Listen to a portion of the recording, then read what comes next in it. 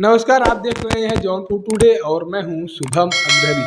साथियों, ऐसा आप सभी लोगों ने सुना भी होगा और देखा भी होगा कि मणिपुर में काफ़ी दिनों से जो है वह हिंसा हो रहा है और यह हिंसा फिर से एक बार शुरू हो चुका है। इसके पहले अभी कुछ दिनों तक यह हिंसा शांत था, लेकिन अब खबर आ रही है कि एक बार यह हिंसा फिर से उभर गया है और लगातार वहां पर हिंसा जारी है।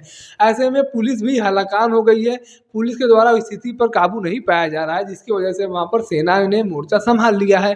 यानी कि यह कहा जा सकता है कि पुलिस के द्वारा जो भी कदम उठाए गए थे वह नाकाफी थे। पुलिस हिंसा रोकने में वहाँ की पुलिस हिंसा रोकने में नाकामयाब साबित रही, जिसकी वजह से वहाँ मजबूरन वहाँ पर सेना लगाना पड़ा। अब सेना ने वहाँ मोर्चा संभाला है और सेना के द्वारा भरपूर प्रयास किए जा रहे हैं कि वहाँ पर शांति बहाली हो जाए, लेकिन ऐसा होता हुआ नजर नहीं आ रहा है, क्योंकि लगातार वहां पर हिंसा जारी है। सेना भी बहुत कुछ नहीं कर पा रही है। आपको बता दें कि लगभग 1.5 साल से चल रहा है यह हिंसा। किसी व्यक्ति विशेष को लेकर नहीं है, किसी व्यक्ति विशेष की मांग को लेकर नहीं है, बल्कि वहाँ पर दो समुदायों की आपसी लड़ाई है, या यूँ कहें तो दो समुदायों की आपसी वजूद की लड़ाई है। मिली जानकारी के अनुसार वहाँ पर दो समुदाय रहते हैं, एक मैतेई समुदाय रहता है और दूसरा कुकी समुदाय रहता है। कुकी समुदाय ज़्यादातर पहाड़ों पर रहते हैं और मैतेई समुदाय जो है वह घाटी क्षेत्रों में रहते हैं। अब खबर आ रही है कि इन दोनों समुदायों ने आपसी सरहद भी बना लिया है। जब से पूरा हिंसा चल रहा है लगभग 1.5 साल से, उस दरमियान इन दोनों समुदायों ने आपसी सरहद बना लिया है। पहाड़ी क्षेत्रों में मैतेई समुदाय के लोग नहीं जा सकते और घाटी के क्षेत्रों में कुकी समुदाय के लोग नहीं आ सकते। अगर कोई गलती से आ भी जाता है तो फिर से हिंसा कहीं ना कहीं भड़क जाती है।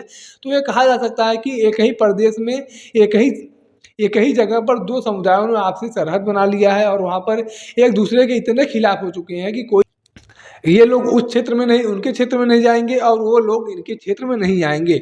इस तरह की चीज़ें वहाँ पर सामने आ रही हैं और बाकायदा लोगों ने वहाँ पर बंकर बना रखा है अपने अपने क्षेत्रों को सुरक्षित रखने के लिए।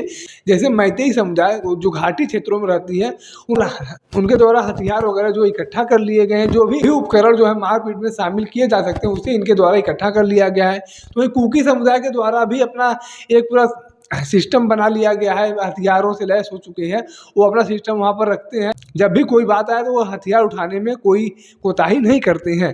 तो ऐसे में कहा जा सकता है कि मारपीट करने के लिए दोनों ही समुदाय तैयार रहते हैं हमेशा। अगर कोई भी छोटी सी गलती होती है तो दोनों समुदाय आपस में मारपीट करने में तैयार रहते हैं।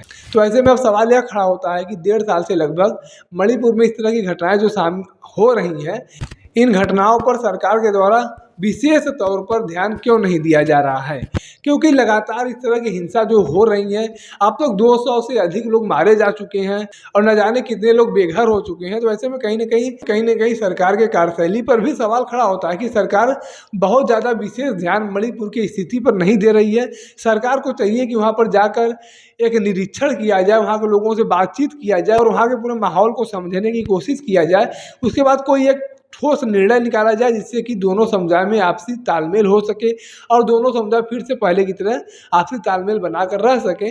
बाकी आप लोगों को कैसी लगी यह जानकारी कमेंट करके जरूर बताएं। अगर आप वीडियो को फेसबुक पर देख रहे हैं तो पेज को फॉलो करें, वीडियो को लाइक करें और यूट्यूब पर देख रहे हैं तो चैनल को सब्सक्राइब करना ना भूलें। धन्यवाद।